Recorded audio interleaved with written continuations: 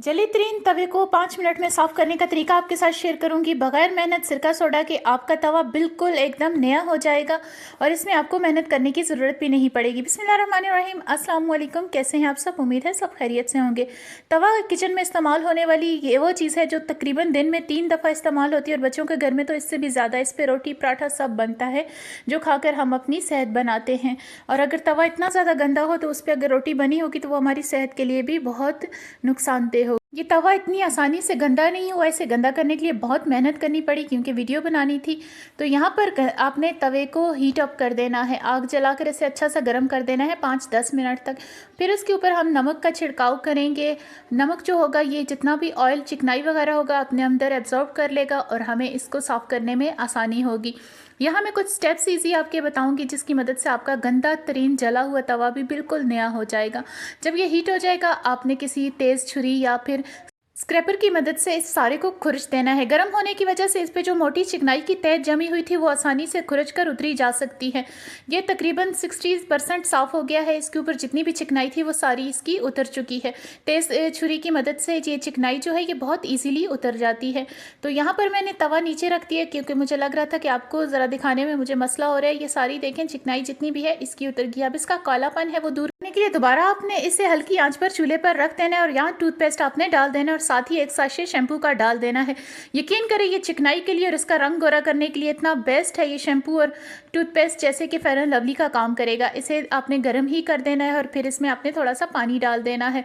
आपको यहाँ कोई मेहनत करने की ज़रूरत नहीं पड़ेगी। टूथपेस्ट और शैम्पू का इतना अच्छा रिएक्शन होगा कि इसका जितना भी कालापन है वो खुद बहुत ख़त्म हो जाएगा। अच्छा, यहाँ पर स्टील वूल की मदद से बिल्कुल भी मत कीजिएगा। एक तो वो गर्म हो जाती है और दूसरा इससे तवा बिल्कुल भी साफ़ नहीं होता। आपने ईंट का टुकड़ा ले लेना है या मिट्टी का दिया या मिट्टी का गमला टूटा हुआ जो पीस होता है उससे आपने इसे अच्छा सा स्क्रब कर देना है। इसकी मदद से बहुत इजीली जितना भी इसका डर्ट वगैरह है, जो भी चिकनाई है, कालिक है, वो बहुत आसानी से उतर जाती है। आपको मेहनत भी कम करनी पड़ती है। 3-4-5 मिनट तो आपको मेहनत करनी पड़ेगी क्योंकि तवा बहुत जला हुआ है। तो आप जिस दिन डिटेल क्लीनिंग करें उस दिन आपने अभी चूल्हे को साफ़ नहीं करना क्योंकि इस दौरान चूल्हा भी गंदा हो जाता है, आपका किचन भी थोड़ा बहुत गंदा होता है। पहले आपने तवा क्लीन कर देना है, उसके बाद आपने अपने किचन को क्लीन करना है। तो यहाँ आप देख सकते हैं कितने अच्छे से तवा साफ़ हो गया है। यहाँ मैं आपको थोड़ा सा पानी डालकर दिखाती हूँ कि ये कितना अच्छे से क्लीन हुआ है। ये क्लीन करने का सबसे ज़्यादा कमाल जो है ये इसके ईंट के टुकड़े का है। अगर आपके मिट्टी का दिया है तो तब भी ये बहुत अच्छे से साफ़ क्लीन हो जाएगा। ये देखिए कितने अच्छे से क्लीन हो गया है। अब अगर आप चाहें तो थोड़ा सा इसे और इस ईंट के टुकड़े के साथ रब कर लें या चाहें तो इसके बाद एक दूसरा स्टेप मैं आपके साथ शेयर करूँगी, उसकी मदद से आपको बग़ैर मेहनत के रगड़े बिल्कुल शीशे की तरह साफ़ तवा मिल जाएगा। इसे पानी से मैंने धो लिया है। देखें इस पे जितनी भी मोटी चिकनाई की तह थी वो सारी क्लीन हो गई है। हल्का सा स्टील वूल की मदद से भी थोड़ा रब कर दिया लेकिन कोई फ़र्क नहीं पड़ा। यहाँ जिस चीज़ से फ़र्क पड़ने वाला है वो इसका तीसरा और आखिरी स्टेप है, तो जैसे फेशियल का काम करने वाला है। यहाँ रेगमाल का पीस आपने ले लेना है। अक्सर पेंट वगैरह घर में करवाया गया हो तो ऐसे पीसेस घर में पड़े मिल जाते हैं। तो यहाँ आपने इसे हल्के से हाथों से रब कर देना है। ये हल्का हल्का अब इस पर जो कालापन है वो इसकी मदद से इतना ईजीली उतर जाएगा, आपका तवा बिल्कुल नीट क्लीन हो जाएगा। वैसे ये स्टेप ऑप्शनल है क्योंकि तवा ऑलरेडी बहुत अच्छे से क्लीन है। अगर आप चाहें तो ये स्टेप भी कर सकते हैं। यहाँ वीडियो बनाने के लिए मैंने ये किया है। ये देखें कितना अच्छे से तवा नीट क्लीन हो गया है लेकिन अभी भी इस पर थोड़ा काम रहता है। इसे अगर इसी तरह यूज़ किया जाए तो ये दोबारा से जल जाएगा। यहाँ पर आपने ऑयलिंग इस पर ज़रूर करनी है और एक साफ़ कपड़ा या टिश्यू की मदद से इस ऑयल को आप अच्छे से स्प्रेड कर देंगे।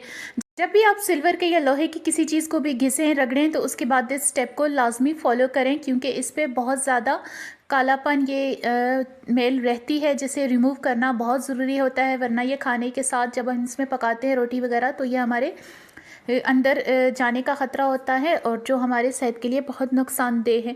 तो यहाँ पर तवा तो बिल्कुल अच्छे से क्लीन हो गया है और इस तवे पे अब रोटी आप बनाएंगे, रोटी बहुत अच्छे से फूलेगी, इधर उधर अच्छे से घुमाई जा सकेगी तो बहुत अच्छा होगा। इस पे पराठा बनाए, रोटी बनाए, अब तवा जलेगा भी नहीं और गैस भी कम खर्च होगी क्योंकि इसकी तह पतली हो गई है। तो गैस हल्की गैस पे भी ये बहुत अच्छे से गर्म हो जाएगा और हमारी सेहत के लिए भी इस पर रोटियां बनी हुई बहुत अच्छी होंगी।